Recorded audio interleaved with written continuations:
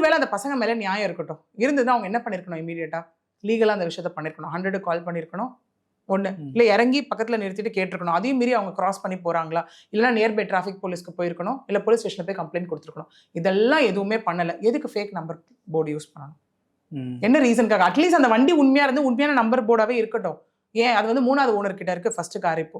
So ஏன் fake number plate ஏன் use பண்ணணும்? அதுக்கான பதிலே நமக்கு இன்னும் இதில் கிடைக்காம இருக்குது. இந்த இடத்துல கொடிக்கான பதில் ஏதோ ஒன்று கிடச்சிருச்சு. இது விஷயம் இதுதான் அவங்களே சொல்கிறாங்க. சந்துரு வாக்குமூலம் அது கிடச்சிருச்சு நமக்கு. இப்போ சந்தோஷன்ற ஒரு பர்சன் இவன் தான் எல்லாமே பண்ணுறான். அதுக்கேற்ற மாதிரி அவனோட வீடியோஸ் எல்லாமே போய் பார்க்கும்போது அந்த மாதிரி தான் இருக்குது. ஆட்களை சேர்ந்துட்டு தான் ஒரு பெரிய ஆள்னு காமிச்சிக்கிறதும், காரில் உட்காந்துட்டு 2 பக்கமும் அந்த போகிற காரில் வந்து 3 பசங்க இந்த இடத்துல நின்றுட்டு வரதாகவும் பெரிய கெத்து காமிச்சிட்டு அந்த மாதிரி ஒரு இதுதான் வீடியோவில் நம்ம பார்க்க முடியுது. இது எல்லாமே நமக்கு வந்து ஓகே. பட் அதையும் தாண்டி எதுக்கு இந்த விஷயங்கள்? இப்போ நிஜமாவே இப்போ எல்லாருமே கேட்குற விஷயம் இதில் என்னவா இருக்குன்னா, எந்த நோக்கத்தோடு அந்த பெண்களை அவர்கள் துரத்தினார்கள் அப்படிங்கிற ஒரு விஷயம் தான் இந்த இடத்துல கேட்கப்படுது. இப்போ அவங்க 14 நாள் ஜுடிஷியல் கஸ்டடியில் எடுக்கப்பட்டிருக்காங்க. எடுத்து விசாரிக்க தான் நமக்கு அடுத்த கட்ட விஷயம் தெரிய வரும்.